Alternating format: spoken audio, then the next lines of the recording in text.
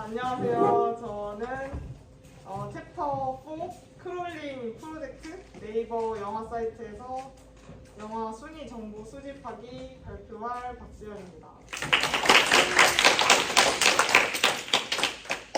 먼저 크롤링이 뭘까? 네, 크롤링은 일단은 인터넷에는 되게 다양한 데이터들이 있잖아요. 근데 그거를 다운로드 한 후에 이거를 그대로 쓸 수는 없어요. 그래서 개발 목적이나 용도에 맞게 가공하는 과정이 필요한데 이런 웹페이지의 정보를 추출하는 작업을 크롤링이라고 합니다. 그래서 이번 프로젝트에서는 목표가 두 가지인데 먼저 첫 번째는 영화 정보를 크롤링하는 것입니다.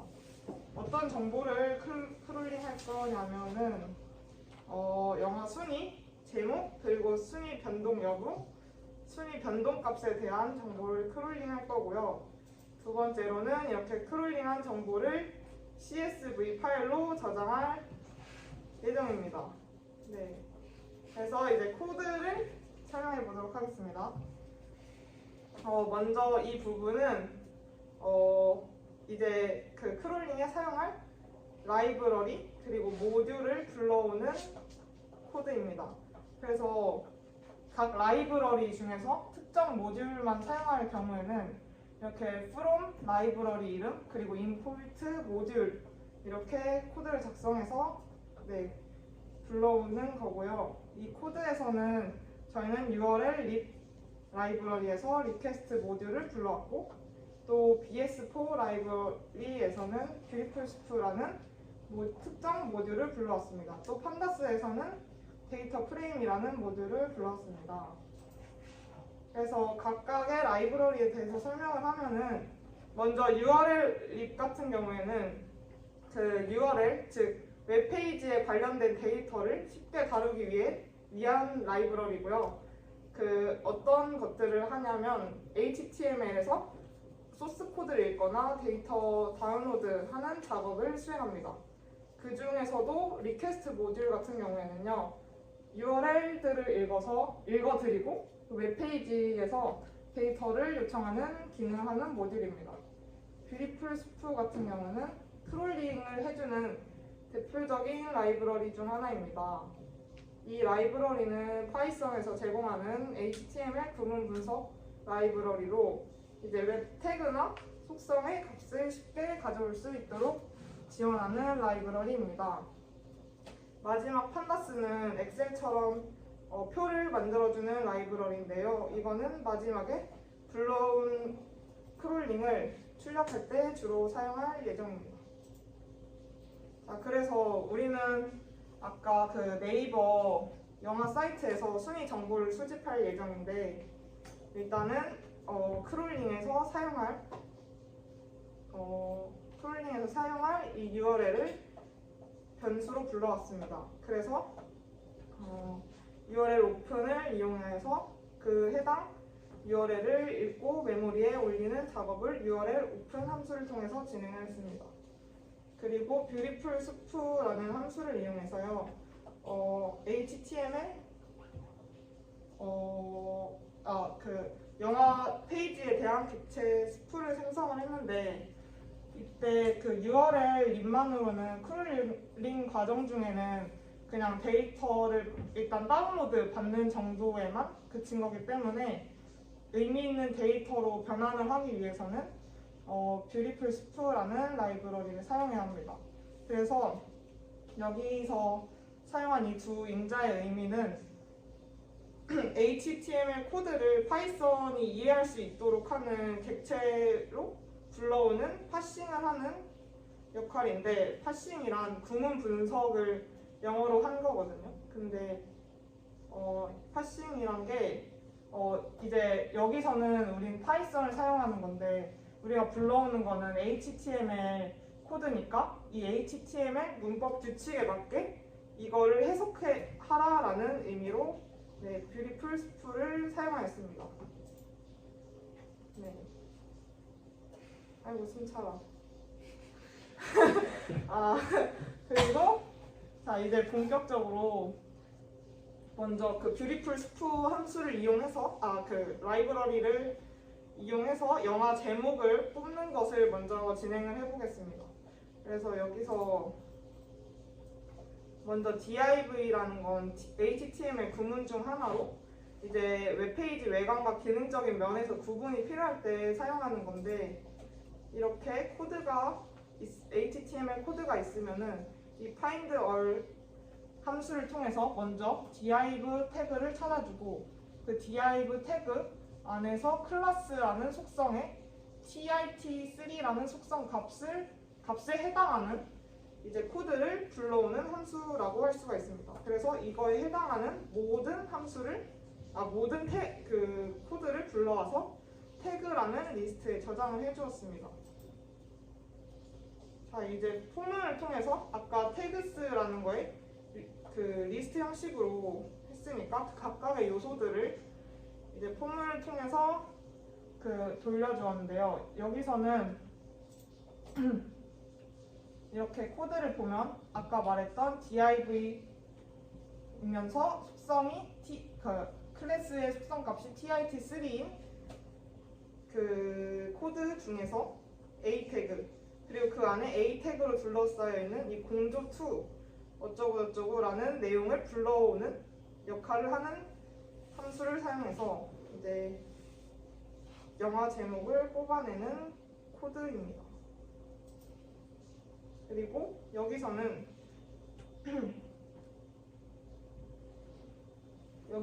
이제 그 실제로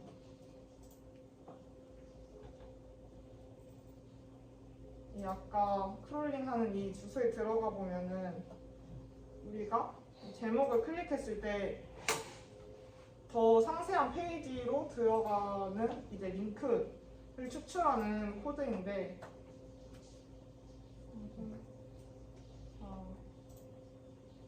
이렇게 여기를 클릭해 보면 이렇게 그 href 이 속성 값에 링크가 있잖아요. 이거를 확인해 보면은 클릭이 안 되네. 이게 아까 이 상세 주소에 해당하는 링크라는 것을 알 수 있습니다. 그래서 이걸 불러오기 위해서 그 아까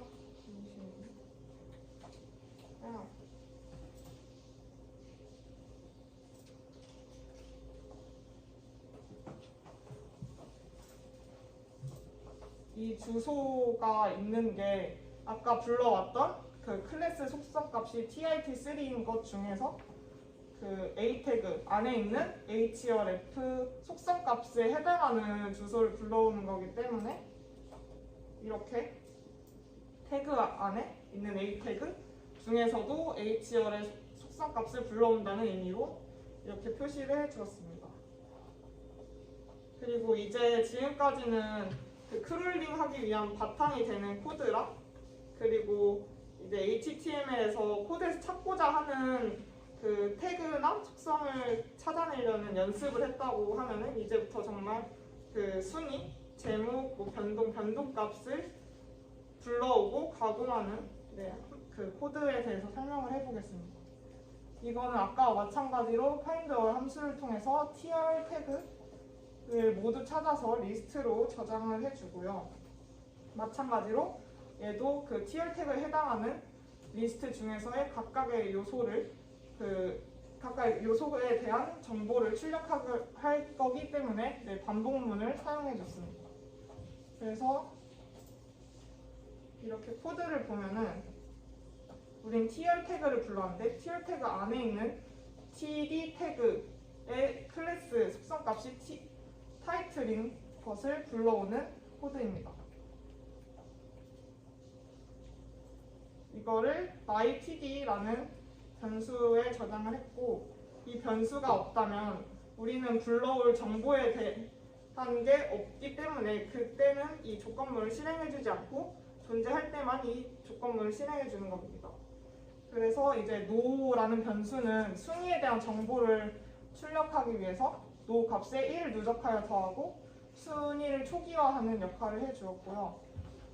그리고 이때 사용된 zfill이라는 함수는 이제 자릿수가 n이라고 하면 여기선 2죠. 자릿수 2만큼 채워주기 위해서 그 0을 채워주는 함수라고 할 수 있습니다. 그래서 예를 들어서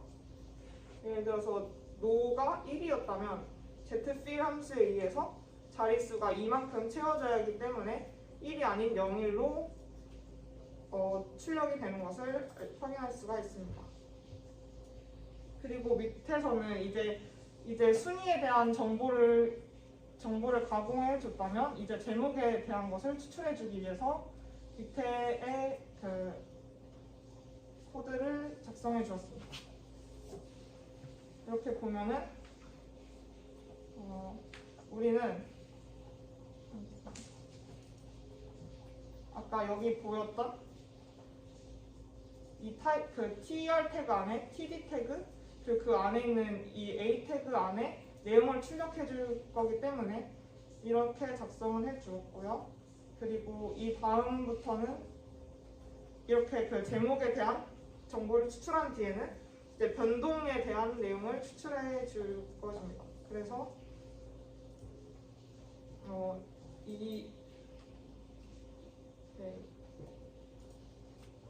그 변동에 대한 정보 잠시만요. 그래서 내정지 안 돼. 오케이.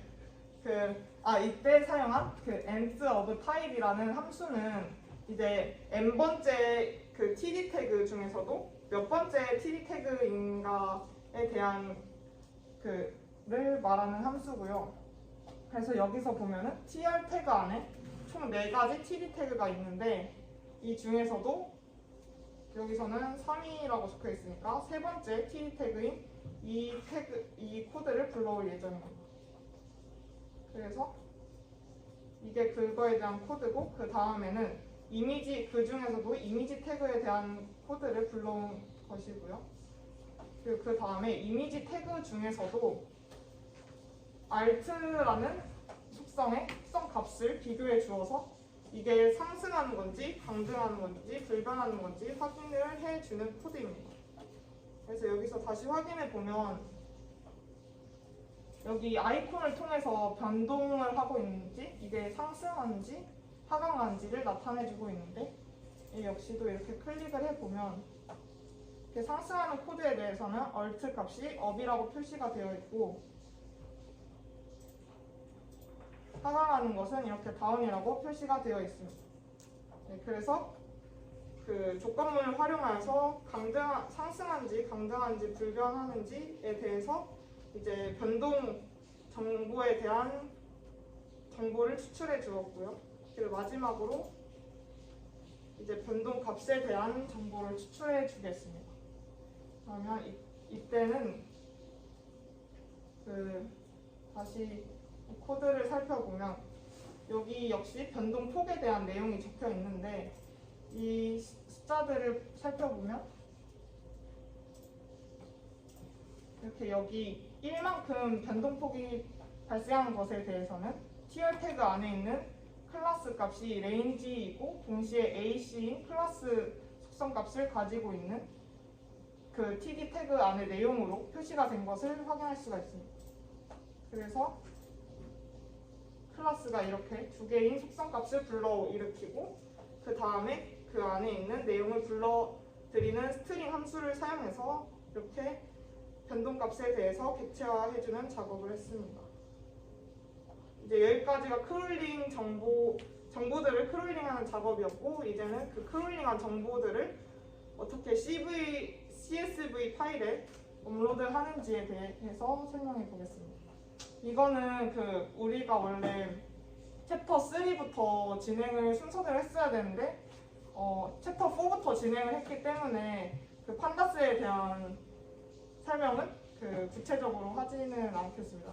챕터 3에서 배울 수가 있어가지고 그래서 간략하게 설명을 해보면 데이터 프레임이라는 함수는 이렇게 앞에서 구한 토탈 리스트 여기 앞에서 우리가 크롤링한 정보들을 저장한 토탈 리스트에 있는 집합들과 그리고 여기 위에 표의 열의 값으로 불러일으킨 리스트에 대해서 이제 인자로 설정을 하였고요. 데이터 프레임은 여러 유형의 데이터가 표 형태로 되어 있는 데이터 구조인데 이렇게 열을 마이 컬럼으로 설정하고 그리고 아까 크롤링한 정보들을 내용으로 하는 이제 데이터 구조를 만드는 함수입니다. 그래서 밑에 toCSV라는 함수를 이용해서 이런 데이터 프레임을 파일 네임을 가진 CSV 파일로 저장을 했습니다. 네, 여기까지가 네, 프로젝트 발표였습니다. 네, 감사합니다. 질문 있으실까요? 네네. 그 소스 코드 그 홈페이지에서 소스 코드를 볼 때 네. 그냥 일반적으로 여기서 우클릭해서 페이지 소스 보기로 들어가면 네. 소스들이 좀 일자로 쭉 나열되어 있고 네네. 하나하나 찾기도 힘들고 그리고 어떤 부분이 어떤 거를 의미를 하는지가 되게 찾기가 힘든데 아까 전에 보여주신 거에서는 네네. 그게 앞뒤로 비교쓰기가 다 되어 있고 어떤 부분을 클릭 딱 했을 때 그게 어떤 소스코드에 해당이 되는지 보여주는 게 있더라고요. 그걸 어떻게 했는지. 제가 보여드리겠습니다. 잠시만요. 네.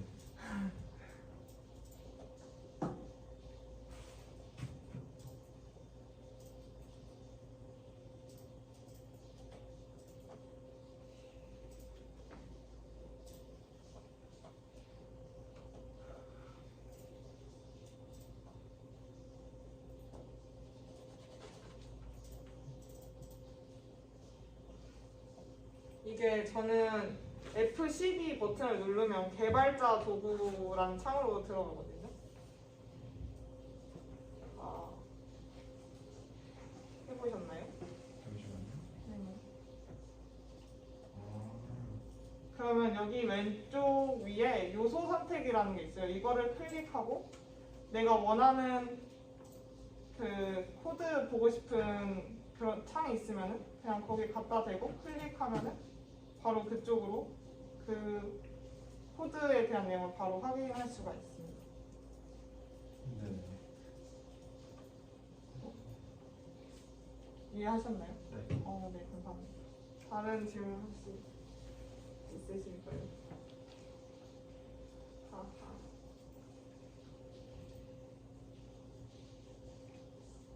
없으면 이걸로 발표 마치겠습니다.